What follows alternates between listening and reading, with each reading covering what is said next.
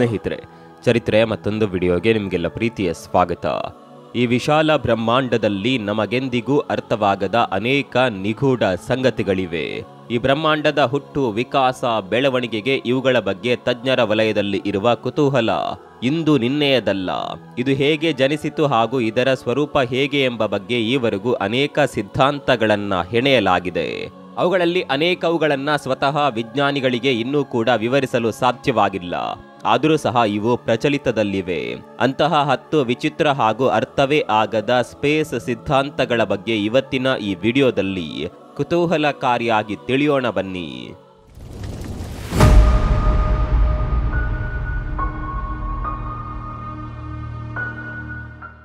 10ನೇಯದ್ದು ಮಲ್ಟಿವರ್ಸ್ನ ಸಿದ್ಧಾಂತ.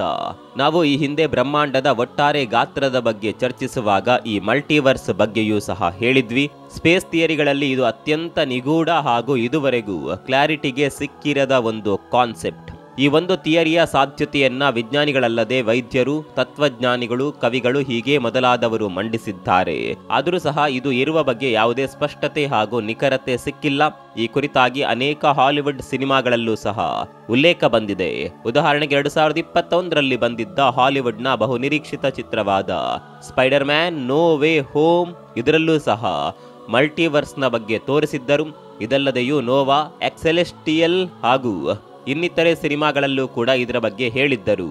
ಈ ಮಲ್ಟಿವರ್ಸ್ ಅಂದ್ರೇನು, ಅದರ ಸ್ವರೂಪ ಹೇಗೆ, ಇವುಗಳ ನಡುವಿನ ಭಿನ್ನತೆ ಹೇಗೆ, ಇವು ಹೇಗೆ ಯಾವ ನಿಯಮಗಳ ಅಡಿಯಲ್ಲಿ ಕೆಲಸ ಮಾಡುತ್ತವೆ, ಇವು ಎಷ್ಟಿವೆ, ಯಾವ ರೀತಿ ಇವು ಹಬ್ಬಿವೆ, ಇವುಗಳ ವಿಂಗಡಣೆ ಹೇಗಾಯಿತು ಎಂಬ ಮೊದಲಾದ ಗೊಂದಲಗಳು ಇನ್ನೂ ಸಹ ಹಾಗೆಯೇ ಉಳಿದಿವೆ.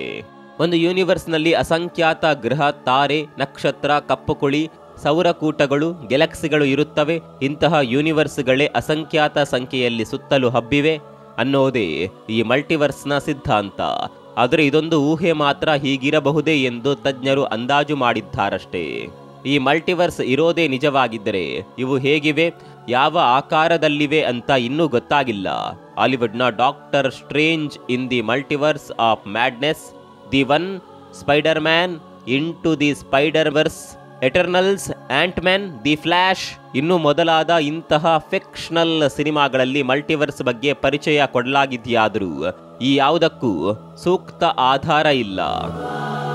9ನೇಯದ್ದು ಟ್ಯಾಬೀಸ್ ಸ್ಟಾರ್ ಸಿದ್ಧಾಂತ. ಒಂದೊಂದು ಗ್ಯಾಲಕ್ಸಿಗಳಲ್ಲೂ 100ರಿಂದ 400 ಬಿಲಿಯನ್ನವರೆಗೂ ತಾರೆಗಳಿರುತ್ತವೆಂದು ಇವತ್ತು ಗೊತ್ತಾಗಿದೆ. ನಮ್ಮ ಕ್ಷೀರಪಥದ ಈ ಸೌರಕೂಟದಲ್ಲಿ ಸೂರ್ಯನೇ ಅತಿ ದೊಡ್ಡ ತಾರೆ. ಇಲ್ಲಿ ಲಕ್ಷಾನುಗಟ್ಲೆ ತಾರೆಗಳನ್ನು ಇದುವರೆಗೂ ತಜ್ಞರು ಪತ್ತೆ ಹಚ್ಚಿದ್ದಾರೆ. ಅವುಗಳಲ್ಲಿ ಈ ಟ್ಯಾಬಿ ತಾರೆ ಸಹ ಒಂದು. ಇದು ಸಿಗ್ನಸ್ ಕಾನ್ಸ್ಟೆಲೇಷನ್ ನಲ್ಲಿ ಬರುವ ಒಂದು ವಿಚಿತ್ರವಾದ ನಕ್ಷತ್ರ. ಇದು ನಮ್ಮ ಭೂಮಿಯಿಂದ 1468 ಜ್ಯೋತಿರ್ವರ್ಷಗಳಷ್ಟು ದೂರವಿದೆ. ಇದರ ಉಷ್ಣತೆಯ ಗುಣಮಟ್ಟ ಸುಮಾರು 6750 ಕೆಲ್ವಿನ್ಗಿಂತಲೂ ಹೆಚ್ಚು. ಗಾತ್ರದಲ್ಲಿ ಇದು 10,77,000 ಕಿಲೋಮೀಟರ್ಗಿಂತ ಹೆಚ್ಚಿನ ರೇಡಿಯಸ್ ಹೊಂದಿದೆ. ಇದು ನಮ್ಮ ಸೂರ್ಯನಿಗಿಂತ ಗಾತ್ರದಲ್ಲಿ ಬಹಳ ದೊಡ್ಡದು. ಇದರ ಮುಂದೆ ನಮ್ಮ ಸೌರವ್ಯೂಹದ ಅತ್ಯಂತ ದೊಡ್ಡ ಗ್ರಹವಾದ ಜುಪಿಟರ್ ಗ್ರಹವೇ ಅತ್ಯಂತ ಸಣ್ಣದು. ಇನ್ನು ನಮ್ಮ ಭೂಮಿ ಒಂದು ಸಣ್ಣ ಗಾಜಿನ ಗೋಲಿಗಿಂತ ಚಿಕ್ಕದಾಗಿ ಪರಿಣಮಿಸುತ್ತೆ. ಇದರ ಸುತ್ತ ಶನಿಗ್ರಹಕ್ಕಿರುವ ಹಾಗೆ ರಿಂಗ್ಗಳಿವೆ ಎನ್ನಲಾಗ್ತಿದೆಯಾದರೂ ಅವುಗಳ ಆಕಾರ ಎಕ್ಸ್ ಮಾದರಿಯಲ್ಲಿದೆ.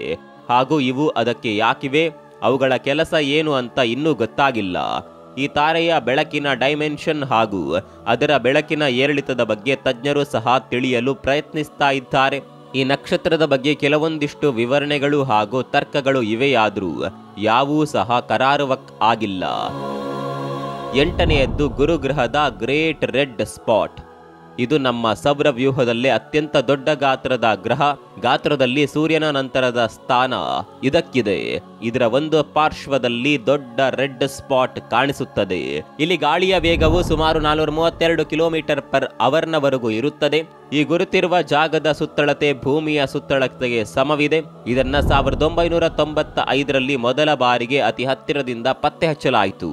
ಆದರೆ ಇಲ್ಲೊಂದು ವಿಚಿತ್ರವನ್ನ ತಜ್ಞರು ಗಮನಿಸಿದ್ದಾರೆ. ಈ ರೆಡ್ ಸ್ಪಾಟ್ ಕಾಲಾನುಕ್ರಮದಲ್ಲಿ ಶ್ರಿಂಕ್ ಆಗುತ್ತಾ ಬರ್ತಿದೆ.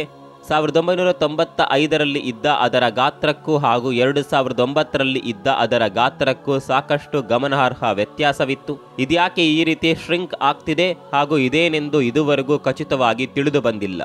ಮುಂದಿನ ಒಂದು ಶತಮಾನದೊಳಗೆ ಇದು ಸಂಪೂರ್ಣ ಶ್ರಿಂಕ್ ಆಗಿ ಮಾಯವೇ ಆಗಿ ಹೋಗಲಿದೆ ಅಂತ ಅಂದಾಜಿಸಲಾಗಿದೆ. ಹಾಗೂ ಇದ್ಯಾಕೆ ನಮಗೆ ದೂರದಿಂದ ಕೆಂಪು ವರ್ಣದಲ್ಲಿ ಕಾಣ್ತಿದೆ ಅಂತಾಲೂ ವಿಜ್ಞಾನಿಗಳಿಗೆ ಗೊತ್ತಿಲ್ಲ. 7ನೇಯದ್ದು ಬ್ಯಾರಿಯೋನಿಕ್ ಮ್ಯಾಟರ್. ಈ ಸಮಸ್ತ ಬ್ರಹ್ಮಾಂಡವು 90% ಡಾರ್ಕ್ ಎನರ್ಜಿ ಹಾಗೂ ಡಾರ್ಕ್ ಮ್ಯಾಟರ್ ಅಥವಾ ಮಾಸ್ನಿಂದ ತುಂಬಿದೆ ಎನ್ನಲಾಗ್ತಿದೆ. ಇಲ್ಲಿಂದ ಸುಮಾರು 14 ಬಿಲಿಯನ್ ಜ್ಯೋತಿರ್ವರ್ಷಗಳ ಹಿಂದೆ ನಡೆದ ಮಹಾ ಆಸ್ಫೋಟ ಅಥವಾ ಬಿಗ್ ಬ್ಯಾಂಗ್ ನಿಂದ ಉಂಟಾದ ಆ ಮಹಾ ಕ್ರಶ್ ಮೂಲಕ ಬ್ರಹ್ಮಾಂಡದ ಡಾರ್ಕ್ ಮ್ಯಾಟರ್ ಉತ್ಪತ್ತಿಯಾಯಿತು. ಆದರೆ ಇವತ್ತು ಇರುವ ಬ್ರಹ್ಮಾಂಡದ ಎಲ್ಲಾ ಗ್ರಹ, ತಾರೆ, ಸೌರಕೂಟ, ಗ್ಯಾಲಕ್ಸಿಗಳಲ್ಲಿ ಅದರ 10% ಮಾತ್ರ ಮಾಸ್ ಇದೆ. ಆದರೆ ಬಿಗ್ ಬ್ಯಾಂಗ್ ನಿಂದ ಉತ್ಪತ್ತಿಯಾದ ಉಳಿದ 80ರಿಂದ 90% ಮಾಸ್ ಎಲ್ಲಿ ಹೋಯಿತು ಅಂತ ತಿಳಿಸೋದೆ ಈ ಮಿಸ್ಸಿಂಗ್ ಬ್ಯಾರಿಯೋನಿಕ್ ಮ್ಯಾಟರ್ ಸಿದ್ಧಾಂತ. ಆದರೆ ಆ ಮಾಸ್ ಈ ರೀತಿ ಮಿಸ್ ಆಗಿರಲು ಸಾಧ್ಯವಿಲ್ಲ. ಆದರೆ ಅದು ನಮಗೀಗ ಕಾಣಿಸಿರುವ ನೋಟಿಸಿಬಲ್ ರೆಡೈನಲ್ಲಿ ಹರಡಿದೆ ಅಂತಾಲೂ ಹೇಳ್ತಾರೆ. ಈ ಒಂದು ಸಿದ್ಧಾಂತಕ್ಕೂ ಸಹ ಸಮಂಜಸವಾದ ವಿವರಣೆ ಇಲ್ಲ. ಹೊರ ಬ್ರಹ್ಮಾಂಡದಲ್ಲಿ ಈ ಮಾಸ್ ವಿವಿಧ ರೂಪದಲ್ಲಿ ಹರಡಿದೆ ಎಂದೇ ನಂಬಲಾಗಿದೆ. 6ನೇಯದ್ದು ಏಲಿಯನ್ ಲೈಫ್ ಬಗ್ಗೆ ಹೇಳಬಹುದು. ಇದುವರೆಗೂ ವಿಜ್ಞಾನಿಗಳ ವಲಯದಲ್ಲಿ ಅತಿದೊಡ್ಡ ಚರ್ಚೆಗೊಳಗಾದ ಸ್ಪೇಸ್ ಕಾನ್ಸೆಪ್ಟ್, ಅನ್ಯಗ್ರಹ ಜೀವಿಗಳು ಹಾಗೂ ಅವುಗಳ ಇರುವಿಕೆಯ ಬಗ್ಗೆ ಸಾಕಷ್ಟು ಜನ ಸ್ಪೇಸ್ ತಜ್ಞರು ನಂಬಿಕೆ ಇಟ್ಟಿದ್ದಾರೆ. ಈ ಒಂದು ಕುತೂಹಲ ಶತಮಾನಗಳಿಂದಲೂ ಸಹ ಇದೆ. 1996ರಲ್ಲಿ ಬಂದಿದ್ದ ಮಾರ್ಸ್ ಅಟ್ಯಾಕ್ಸ್ ಎಂಬ ಹಾಲಿವುಡ್ ಸಿನಿಮಾದಲ್ಲಿ ಈ ಬಗ್ಗೆ ತೋರಿಸಿದ್ದರು. ಇದಲ್ಲದೆಯೂ ಸಹ ಅನ್ಯಗ್ರಹ ಜೀವಿಗಳ ಬಗ್ಗೆ ಆಂಗ್ಲ ಮಾತ್ರವಲ್ಲದೆ ಹಿಂದಿ, ಕನ್ನಡವೂ ಸೇರಿ ಸಾಕಷ್ಟು ಸಿನಿಮಾಗಳು ಬಂದಿವೆ. ಈ ಹಿಂದೆ ನಾವು ಬ್ರಹ್ಮಾಂಡದ ಒಟ್ಟಾರೆ ಗಾತ್ರದ ಬಗ್ಗೆ ಚರ್ಚಿಸುವಾಗಲೂ ಸಹ ಅದರ ಅಗಾಧವಾದ ಸೈಜ್ ಬಗ್ಗೆ ಹೇಳ್ತಾ ಇಲ್ಲಿ ಖಂಡಿತ ನಾವು ಒಬ್ಬಂಟಿ ಎಲ್ಲ ಎಂಬ ಕನ್ಕ್ಲೂಷನ್ಗೆ ಬಂದಿದ್ವಿ. 1961ರಷ್ಟು ಹಿಂದೆಯೇ ಅನೇಕ ತಜ್ಞರು ಆಗ ಇದ್ದ ಟೆಲಿಸ್ಕೋಪ್ ಬಳಸಿ ಭೂಮಿಯ ರೇಡಿಯಸ್ ಒಳಗೆ ಯಾವುದಾದರೂ ಅನ್ಯಗ್ರಹ ಜೀವಿ ಅಥವಾ ಅವುಗಳಿಗೆ ಸಂಬಂಧಿಸಿದ ವಸ್ತುಗಳು ಇವೆಯೇ ಎಂದು ಸಂಶೋಧನೆಗೆ ಇಳಿದಿದ್ದರು. ನಮ್ಮ ಗ್ಯಾಲಕ್ಸಿ ಕೂಟದಲ್ಲಿಯೇ ಅನ್ಯಗ್ರಹ ಜೀವಿಗಳಿರುವ 1,00,000ಕ್ಕಿಂತ ಹೆಚ್ಚು ಆಕಾಶ ಕಾಯಗಳಿರಬಹುದು ಎಂದು ಲೆಕ್ಕ ಹಾಕಲಾಗಿದೆಯಾದರೂ ಖಚಿತ ಆಧಾರ ಸಹಿತ ವಿವರಣೆ ಈ ಬಗ್ಗೆ ಇದುವರೆಗೂ ಸಿಕ್ಕಿಲ್ಲ. 5ನೇಯದ್ದು ಬ್ರಹ್ಮಾಂಡದ ಗಾತ್ರದ ಬಗ್ಗೆ ಹೇಳಬಹುದು. ಇದೇ ವಿಷಯದ ಬಗ್ಗೆ ಪ್ರತ್ಯೇಕವಾಗಿ ನಾವು ಕೆಲವೇ ದಿನಗಳ ಮೊದಲು ಒಂದು ವಿಡಿಯೋ ಮಾಡಿದ್ವಿ. ಅದರಲ್ಲಿ ಆಲ್ಮೋಸ್ಟ್ ಇದರ ಬಗ್ಗೆ ಇದ್ದ ಎಲ್ಲಾ ಮಾಹಿತಿಯನ್ನ ಸಹ ಸೇರಿಸಿದ್ವಿ. ಈ ಇಡೀ ಬ್ರಹ್ಮಾಂಡದ ಗಾತ್ರ ಅದು ನಮ್ಮ ಊಹೆಗೂ ಸಹ ನಿಲುಕದ್ದು.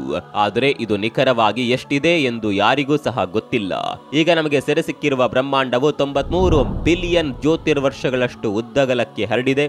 ಆದರೆ ಇದರಾಚೆಗಿರುವ ಉಳಿದ ಬ್ರಹ್ಮಾಂಡದ ಮಾಸ್ ಇದಕ್ಕಿಂತ ಕನಿಷ್ಠ 250 ಪಟ್ಟು ಅಥವಾ ಅದಕ್ಕೂ ಹೆಚ್ಚಿನ ಗಾತ್ರದ್ದೆಂದು ಊಹಿಸಲಾಗಿದೆ. ಆದರೆ ಇದರ ಖಚಿತ ಲೆಕ್ಕಾಚಾರ ಯಾವತ್ತಿಗೂ ಸಹ ಸಾಧ್ಯವಿಲ್ಲ. ಯಾಕಂದರೆ ಇಡೀ ಬ್ರಹ್ಮಾಂಡವು ಬೆಳಕಿನ ವೇಗಕ್ಕಿಂತ ಹೆಚ್ಚು ವೇಗದಲ್ಲಿ ಹಿಗ್ಗುತ್ತಾ ಇದೆ. ನೀವು ಬೆಳಕಿನ ವೇಗದಲ್ಲೇ ಸಂಚರಿಸಿದ್ರೂ ಸಹ ಇದರ 1% ಸಹ ರೀಚ್ ಆಗಲು ಸಾಧ್ಯವಿಲ್ಲ.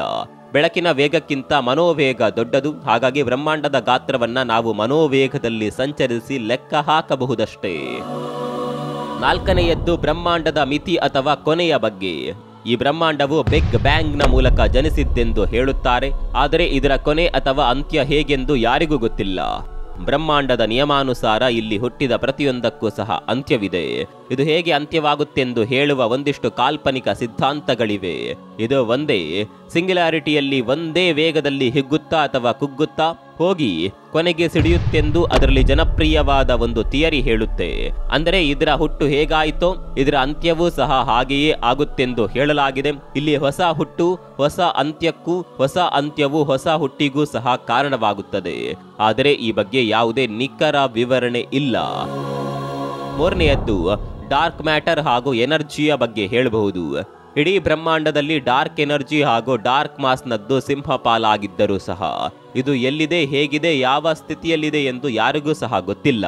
ಕಣ್ಣಿಗೆ ಅಗೋಚರವಾಗಿ ವಾತಾವರಣದಲ್ಲಿ ಅಡಗಿರುವ ಈ ಡಾರ್ಕ್ ಮಾಸ್ ಉಳಿದ ಬ್ರಹ್ಮಾಂಡದ 15% ಕಣ್ಣಿಗೆ ಕಾಣುವ ಗ್ರಹ, ತಾರೆ ಇತ್ಯಾದಿಗಳನ್ನ ನಿಯಂತ್ರಿಸೋದರ ಜೊತೆಗೆ ಅವುಗಳ ಹುಟ್ಟು, ವಿಕಾಸದ ಬೆಳವಣಿಗೆಗೆ ಹಾಗೂ ಅಂತ್ಯಕ್ಕೂ ಸಹ ಪ್ರೇರಕ ಶಕ್ತಿಯಾಗಿ ಮುಂದುವರಿಯುತ್ತೆಂದು ತಜ್ಞರ ವಾದ. ಇದಲ್ಲದೆ ಇದರ ಬಗ್ಗೆ ಇನ್ನೂ ಸಾಕಷ್ಟು ವಿವರಣೆ ಇದ್ದರೂ ಸಹ ಯಾವುದೂ ಸಹ ಸಮರ್ಪಕವಾಗಿಲ್ಲ. 2ನೇಯದ್ದು ಬಿಗ್ ಬ್ಯಾಂಗ್ಗೂ ಮುನ್ನದ ಸ್ಥಿತಿಯ ಬಗ್ಗೆ. ಬಿಗ್ ಬ್ಯಾಂಗ್ ಥಿಯರಿಯ ಬಗ್ಗೆ ನಾವು ಕೇಳಿದ್ದೇವೆ. 14 ಬಿಲಿಯನ್ ವರ್ಷಗಳ ಹಿಂದೆ ಉಂಟಾದ ಈ ಮಹಾಸ್ಫೋಟದಿಂದಲೇ ಬ್ರಹ್ಮಾಂಡದ ಎಲ್ಲಾ ಗ್ರಹ ತಾರೆಗಳು ಜನಿಸಿವೆ ಎನ್ನಲಾಗಿದೆ. ಆದರೆ 14 ಬಿಲಿಯನ್ ವರ್ಷಗಳ ಹಿಂದೆ ಏನಿತ್ತು? ಆಗ ಟೈಮ್ ಹಾಗೂ ಸ್ಪೇಸ್ ಕೂಡ ಇರಲಿಲ್ಲ ಎಂಬ ವಾದವಿದೆ. ಸಮಯ ಹಾಗೂ ಸ್ಪೇಸ್ ಸಹ ಇಲ್ಲದಿದ್ದ ಆ ನಿರ್ವಾತ ಸ್ಥಿತಿಯಲ್ಲಿ ಏನಿತ್ತು ಹಾಗೂ ಅದು ಹೇಗಿತ್ತು ಎಂದು ಯಾರಿಗೂ ಗೊತ್ತಿಲ್ಲ. ಹೀಗಾಗಿ ಈ ಪ್ರಶ್ನೆಯೂ ಸಹ ಉತ್ತರವಿಲ್ಲದೆ ಹಾಗೆಯೇ ಉಳಿದಿದೆ. ಇನ್ನು ನಮ್ಮ ಈ ಲಿಸ್ಟ್ನಲ್ಲಿ ಬರುವ ಮೊದಲನೆಯ ವಿಷಯ ಜೀವೋದ್ಭವ. ಈ ಜೀವ ಅನ್ನೋದು ಸಹ ಮಹಾ ಕೌತುಕದ ವಿಷಯವೇ ಆಗಿದೆ. ಭೂಮಿಯ ಮೇಲೆ ಜೀವ ಜನಿಸಿದ್ದು 4 ಬಿಲಿಯನ್ ವರ್ಷಗಳ ಹಿಂದೆ ಎನ್ನುತ್ತಾರೆ. ಈ ಜೀವದ ಹುಟ್ಟಿಗೆ ಇಲ್ಲಿದ್ದ ಎಷ್ಟೋ ಅನಿಲಗಳ ಮಿಶ್ರಣ ನಡೆದು ಮೊದಲ ಜೀವ ಉತ್ಪತ್ತಿಯಾಗಿದೆ. ನೀರಿನ ಒಳಗೆ ಮೊದಲ ಜೀವಿ ಜನಿಸಿದ್ದು ಅಂತ ಈಗ ಪತ್ತೆಯಾಗಿದ್ದರೂ ಸಹ ಈ ಸಣ್ಣ ಏಕಕೋಶ ಜೀವಿ ಮುಂದೆ ಬಹುಕೋಶ ಜೀವಿಗಳ ಹುಟ್ಟಿಗೆ ಹೇಗೆ ಯಾವ ರೀತಿಯಲ್ಲಿ ಕಾರಣವಾಯಿತು ಅಂತ ಇನ್ನೂ ಸಹ ಗೊತ್ತಿಲ್ಲ. ಹಾಗೂ ಈ ಜೀವಜಾಲವು ಭೂಮಿಯ ಹೊರತಾಗಿ ಯಾಕೆ ಬೇರೆ ಯಾವುದೇ ಗ್ರಹದಲ್ಲಿ ಉಂಟಾಗಿಲ್ಲ ಅಥವಾ ಇದ್ದರೂ ಸಹ ಅದು ಎಲ್ಲೆಲ್ಲಿದೆ ಅಂತ ಯಾವ ಖಚಿತ ಸಾಕ್ಷಿ ವಿವರಣೆ ಯಾವುದೂ ಸಹ ಇಲ್ಲ. ಹೀಗಾಗಿ ಇಂತಹ ಎಷ್ಟೋ ಥಿಯರಿಗಳು ಇನ್ನೂ ಸಹ ಉತ್ತರವಿರದೆ ಉಳಿದು ಹೋಗಿವೆ. ಎಲ್ಲವುಗಳಿಗೆ ಮಾನವ ಖಚಿತ ಉತ್ತರ ಸಾಧಿಸುವಲ್ಲಿ ಮುಂದ್ಯಾವಾಗಾದರೂ ಯಶಸ್ವಿ ಆಗ್ತಾನಾ ಇಲ್ವಾ ಅಂತ ಕಾದು ನೋಡಬೇಕಾಗಿದೆ. ಈ ಬಗ್ಗೆ ನಿಮ್ಗೆ ಏನನ್ಸುತ್ತೆ? ಕಾಮೆಂಟ್ ಮಾಡಿ.